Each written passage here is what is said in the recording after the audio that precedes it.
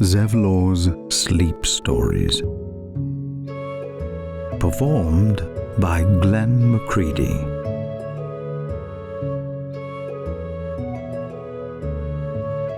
From Hellion to Hellrider by Ansi.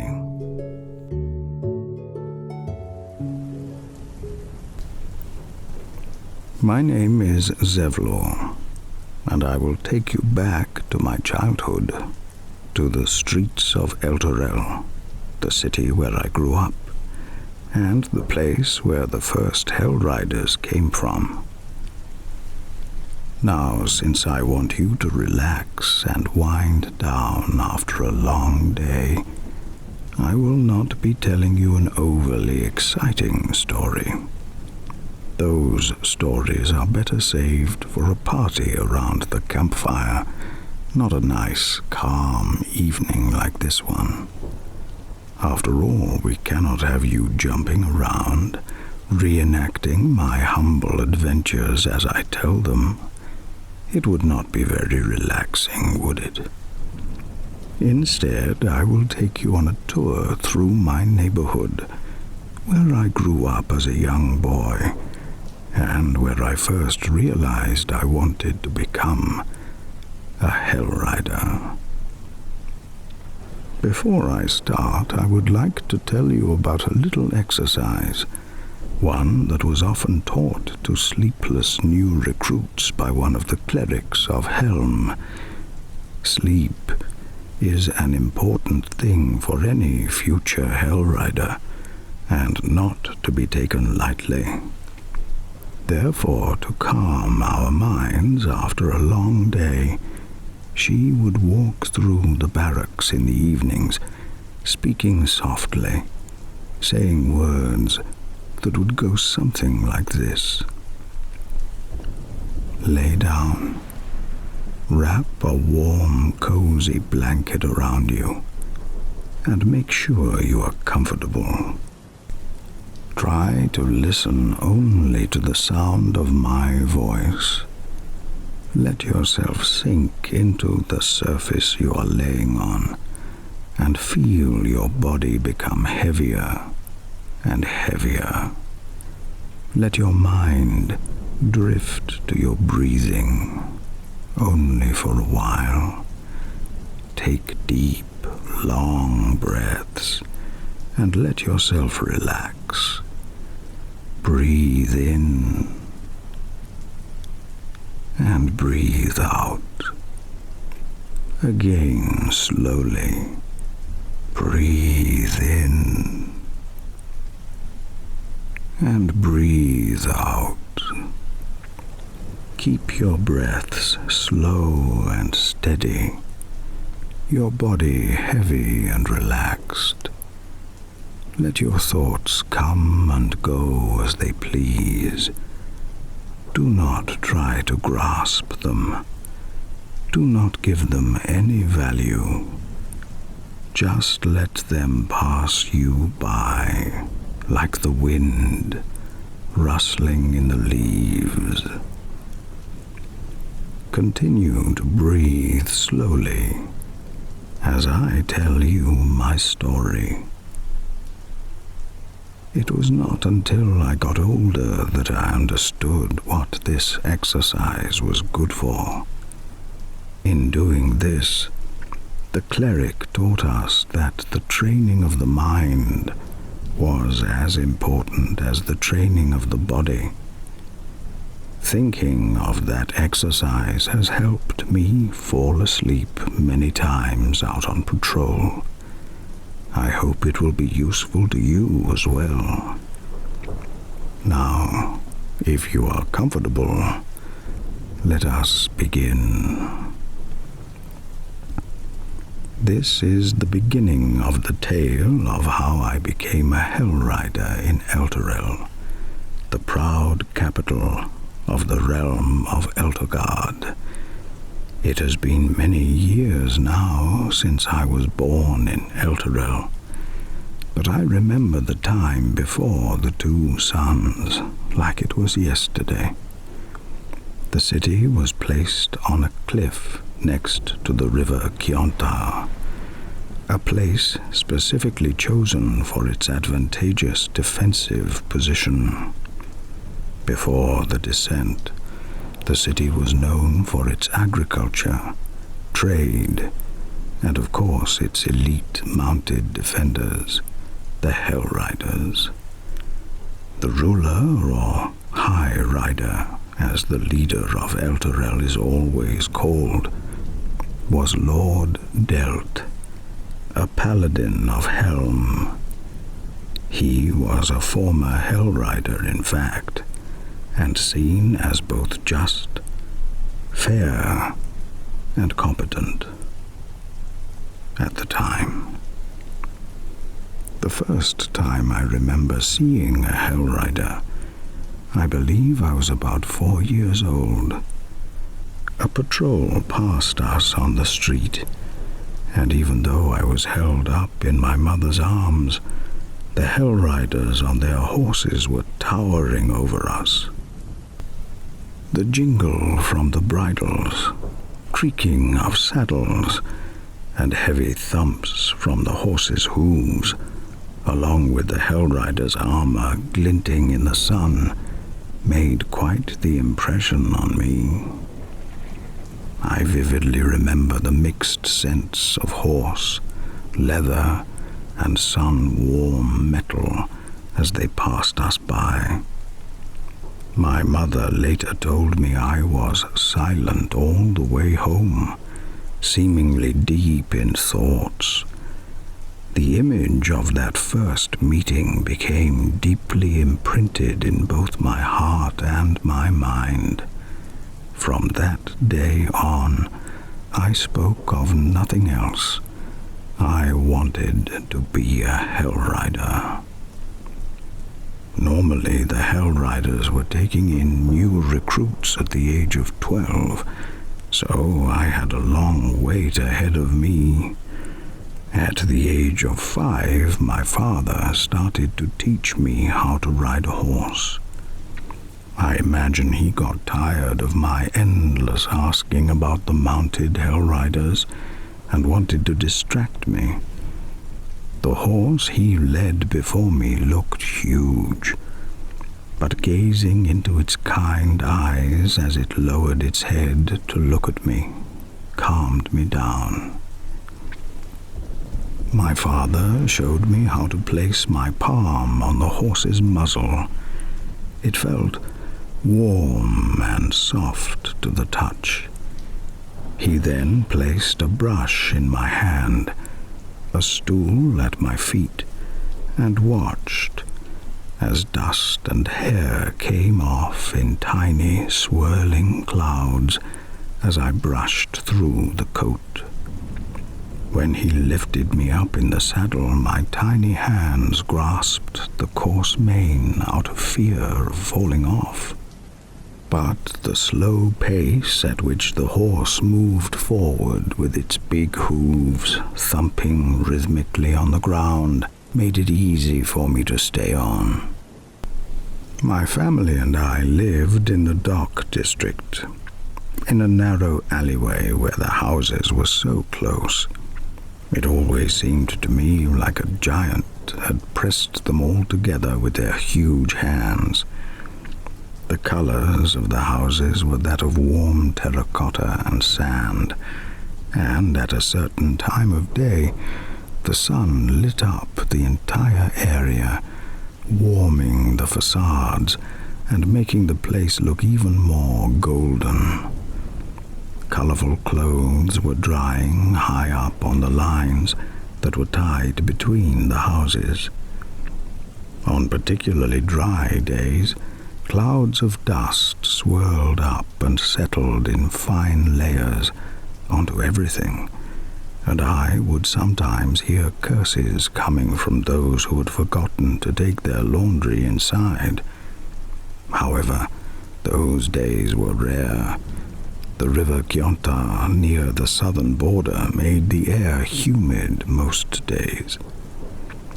The area around my house in which I was allowed to explore became wider as I grew older. At the age of 7 and onwards, I was very rarely at home.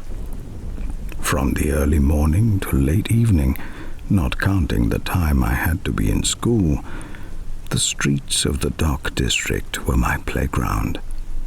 My peers and I were freely running the streets, finding adventures everywhere, as one does when being so young.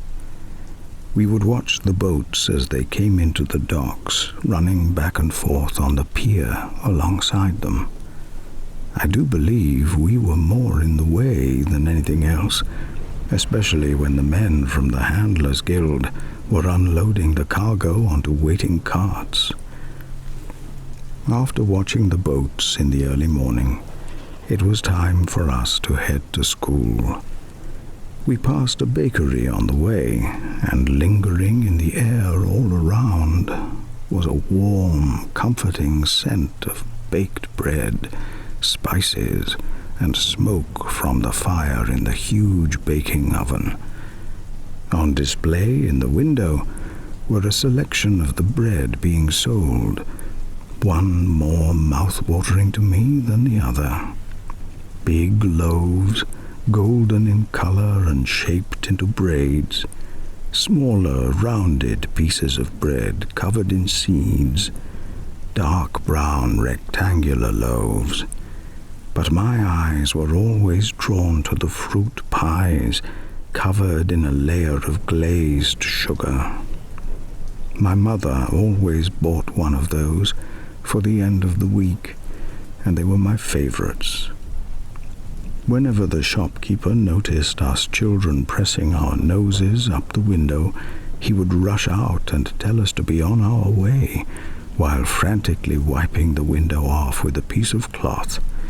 It was a constant of every day that never changed.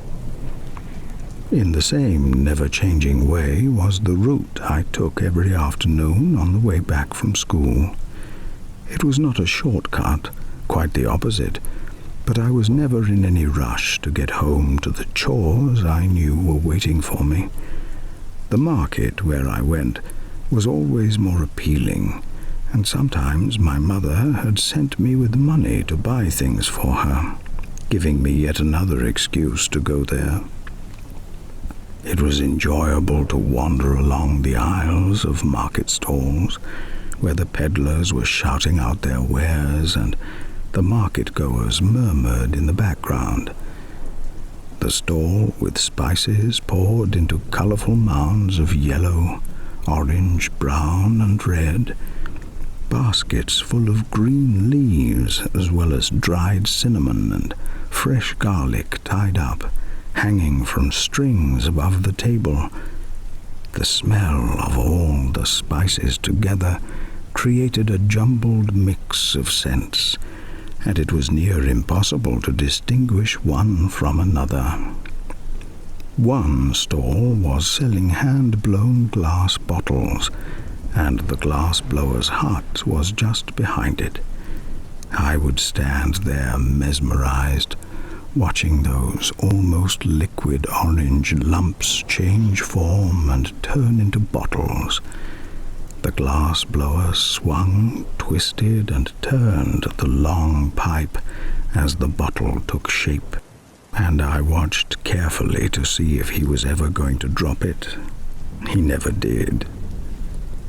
Sometimes there would be a painter as well, painting the bottles to appeal to the nobility living in the high district.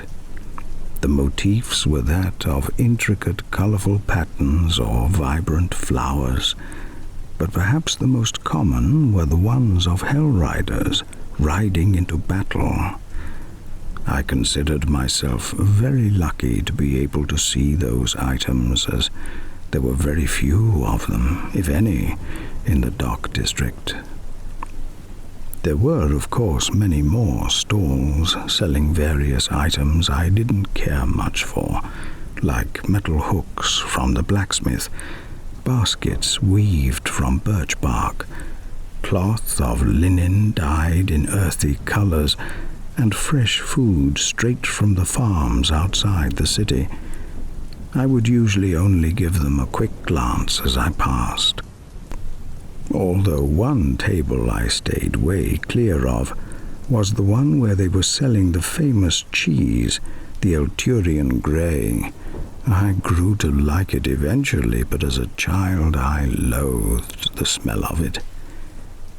When I was not doing mundane things like this, my friends and I often followed a group of Hellriders around, mimicking their marching. Or we would reenact sword fights near the garrison with wooden swords that we had made ourselves.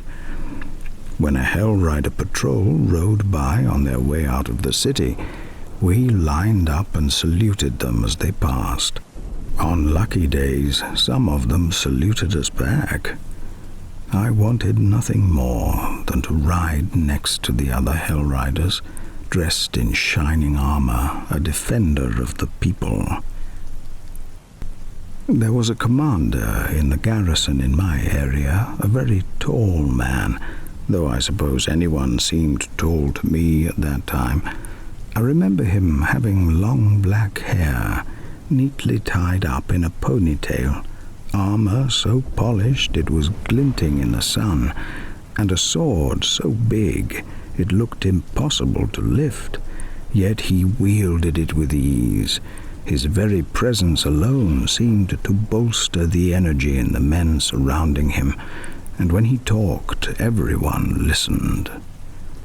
He had a tone in his voice that made it clear he would not respond kindly to disobedience, but there was also a hint of kindness in it that showed he cared a great deal about his Hellriders. Naturally, we all wanted to be like him.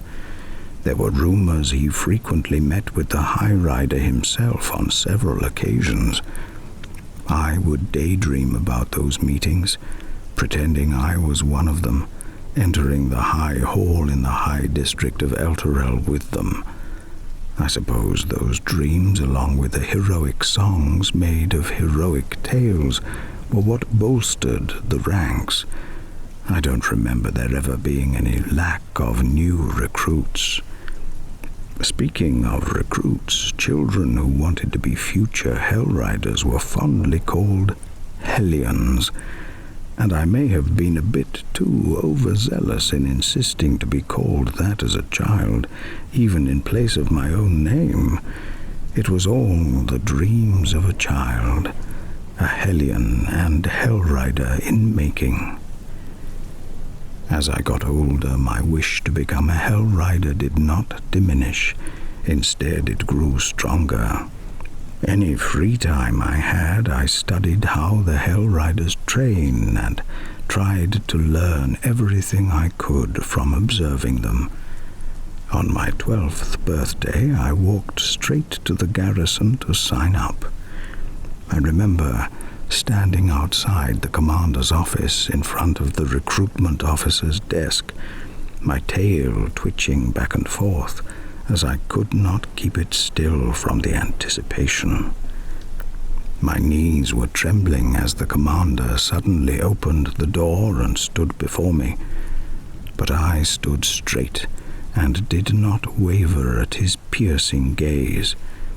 He nodded and left, and I found myself signing a parchment of enlisting, handed to me by the recruitment officer. Before my signature had even dried, I was escorted to the barracks. The barracks were, as would be expected, a big hall filled with simple beds, row upon row of them, neatly made up. A bedside table stood next to every bed, along with a chest where I put my few belongings. It was simple and effective, and all that was needed. We were drilled hard during the day, and every evening none of us had any energy to do anything other than to fall into our beds exhausted. Of course, even though our bodies were tired, our minds would be full of thoughts of home, of processing everything new we had seen and done. But the evening ritual the clerics bestowed upon us put us to sleep most efficiently. Every morning we were woken at dawn and were given 15 minutes to clean up and eat before our assignments were handed out to us. Before you get too excited, it was not patrol duty or solving disputes among the citizens. That was something for the older Hellriders to do. No, we were set to work in the kitchen, the stables, and the armory. I quickly found out why all the Hellriders on the street had such meticulous-looking armor. Yes, that is right. It was us, new recruits, who were taught to polish them, something I was not too fond of doing. My favorite chore was to tend to the swords, because it gave me a chance to fully admire them up close. I would practice swinging them around, mimicking what I had seen the older recruits practice on the training field. I did get caught once and had to deal with the manure in the stable for a week, but it was worth it. I was a lot more careful after that, so I guess you could say I learned from my mistake. We had one weekend a month off, and I would spend it visiting home, telling them about what I had learned so far. At first it was hard to adjust to my more quiet bedroom again, but my mother, who had listened to everything I said, decided to make her own version of what the Cleric of Helm did for us. At the end of the day, I would crawl up into my cozy bed, get under the covers, and she told me to slow my breathing as I closed my eyes. She would then start humming a soft tune as she was finishing up for the night. It became almost like a ritual for her, a ritual that also calmed me down most effectively. By the time she had put everything away, if she noticed I had still not fallen asleep, she would come to sit by my bed and tell me to take long, deep breaths, as if I was already asleep. She would open the window to let a soft breeze cool the room and start to tell me a story. Every morning I insisted on hearing the end of these stories, as I, without fail, fell asleep midway through. She happily indulged me over breakfast, and then, at the end of the weekend, I went back to the garrison. The following year was very much the same, and so began my training to become a Hellrider.